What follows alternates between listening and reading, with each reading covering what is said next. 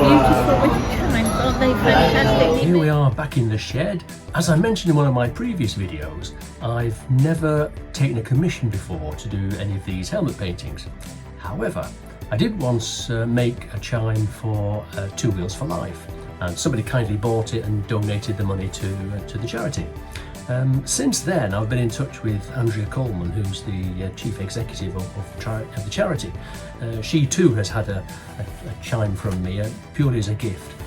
However, she asked if I'd kindly do one for the auction at Silverstone.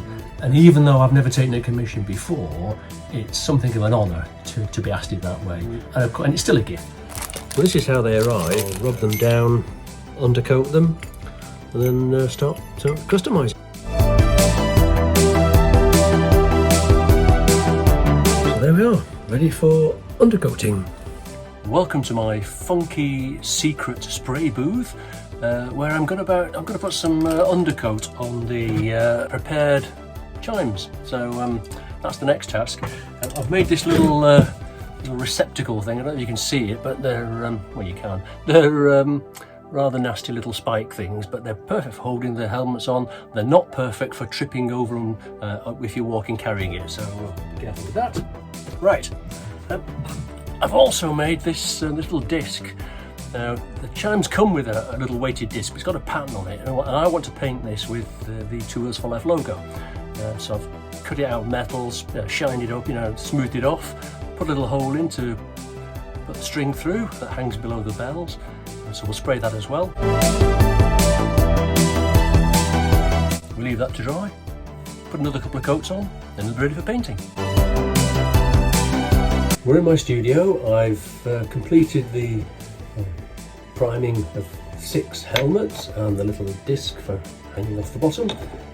So I'm now going to do a time lapse of the actual painting bit so you can actually watch paint dry, or something like that.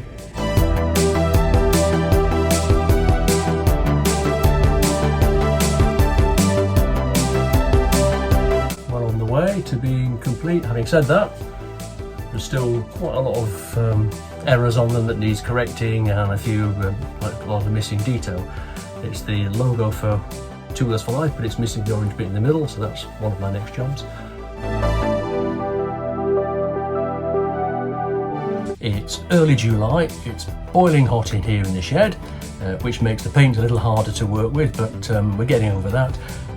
Probably about 3/4 of the way through completing the job. Still quite a lot of detail to add. It's mid-July, we're still on schedule.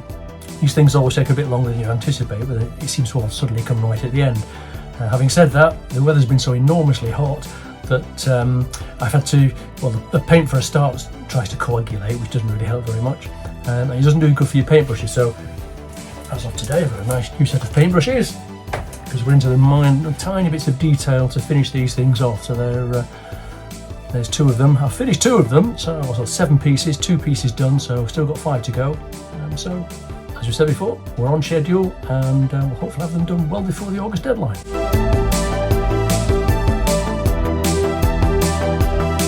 It's a very hot 30th of July here in the shed.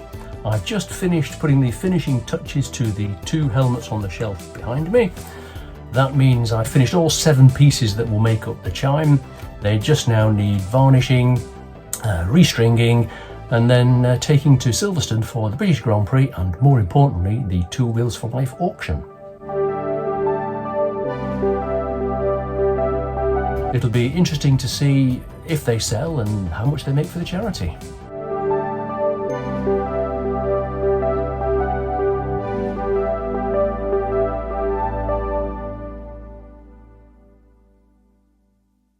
As planned, I took the chimes to Silverstone and delivered them to Two Wheels for Life for the auction.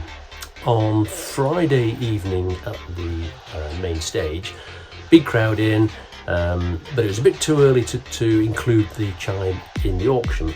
So what we decided to do was ask the riders whose helmets appear on the chime to sign the letter that goes with the chimes explaining what they're about and how and why I create them. Which then would give it some additional authenticity. I mean, the bottom line is that it's just some bloke you've never heard of who paints these things as a bit of a hobby. So there's no reason really why they should have command any money. However, once the riders have endorsed them, that's obviously a different kettle of fish. On the Friday, there was only Marc Marquez whose helmet was featured on the Chime, so he was the first to sign the letter. And you'll also have seen at the very beginning of the film, Andrea Coleman showing Cal Crutchlow, who was waiting in the wings at the time, what we're doing and why we're doing it. The following day, Saturday, I stood on the other side and managed to grab some very amateurish footage, as you'll see behind me, whereby some of the other riders came. So Pedro Acosta, Toprak, Jorge Martin, to name three. Unfortunately, Marco Bezzecchi was unwell after the sprint race on Saturday, so he wasn't able to come to the stage as planned. So all the other 5 riders signed. Marco Bezzecchi is going to be signing the letter later, and then the chimes are going to be put online. We ran out of time for the evening show. The whole thing ran late, and some items are going to be auctioned later, the chime being one of them. So it'll be interesting to see what happens with an online auction, and perhaps this film will be part of the information attached to the chime, or not. We shall see. Either way, hopefully it'll sell for lots of money, and Tours for Life will make even more money than the well over £100,000 they made at the Silverstone auction. But a brilliant job and for a brilliant cause, and it's once again, it's a great honour to be involved in it in any way. So thank you for watching once again.